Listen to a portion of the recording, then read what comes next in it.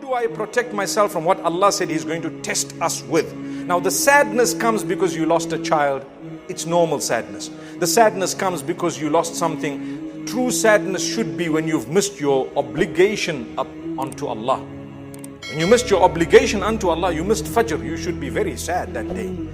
Something went wrong, you committed a sin, you should be sad that day. That is true sadness. Why? Let me seek the forgiveness of Allah. And then you should be happy that Allah showed you a door to come out of the sadness by seeking forgiveness. Rabbul Izzati wal Jalal. My brothers and sisters, how should I minimize this? Allah teaches it to you. 14 times in the Qur'an He has told us these qualities of these people. If they do good and they worship me and they believe in the last day, they have no reason to fear nor to be sad. Leave it in my hands and trust me. That's it. If you have tawakkul in Allah, you won't have a problem. What is tawakkul? To lay your trust in Allah and to leave things in the hands of Allah after you did what Allah gave you in terms of capacity to achieve what is right. Let me give you a quick example. People say, hey, there is a virus. Nothing will happen to you except by the will of Allah. We agree. Nothing can ever happen except by the will of Allah. We agree.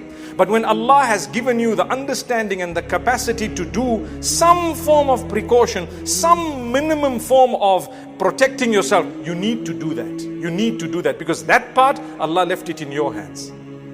Then you lay your trust in Allah. When you have a false trust in Allah, you say, Allah, nothing will happen except by your hands. I'm just going to carry on as though there is no lion in front of me. If the lion will bite, it will bite. If it won't bite, it won't bite. And guess what? Subhanallah, you're bitten and eaten. That is suicide. Because why did you throw yourself when Allah says, وَلَا تُلْقُوا بِأَيْدِيكُمْ إِلَى التَّهْلُكَةِ? Don't throw yourselves with your own hands into destruction and death. That's what Allah says. So, I will be in my car, I will close my windows when I'm going to the lion park, and I will make sure I don't misbehave. Then if the lion tears open that roof and mauls the person and eats them up, don't worry. That was always in the taqdeer of Allah in a way that you won't be questioned about it. You played your role and Allah did the rest. But when you did not play your role, then you have to answer to Allah. Why did you pretend like you were a wise crack? That's the word. Wise crack. He thinks he's too sharp, too intelligent. He's the only one who trusts Allah. Not at all. You actually do not trust Allah. Why don't you sit at home and wait for the money to come in? People will come and say, oh, by the way, here's your salary. What work did you do? Where did you go? What happened? Nothing. You got up and you did work. So Allah says He will alleviate for you your fear and your sadness if you believe in Allah. I don't have the time to go through all these 14 verses, but I want to tell you, nearly all of them have mentioned in them of worshipping Allah, doing good deeds and believing in the last day. I just give you one example. Allah says, Inna alladhina amanu, walladhina hadu, wal nasara, etc., etc. The believers, the mu'mineen, those who were Jewish, those who were Christian, etc., etc.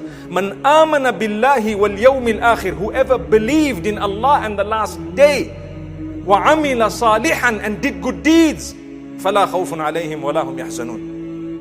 There will be no fear for them, nor will they have any reason to be sad, because they believed in Allah and the last day and they did good deeds. Those are the three things you need. When you do those three, even in this world, Allah will help you so that your sadness comes down, and Allah will help you so that your fear is alleviated. You can walk and you know nothing will harm me except if Allah has written it for me. May Allah bless every one of us.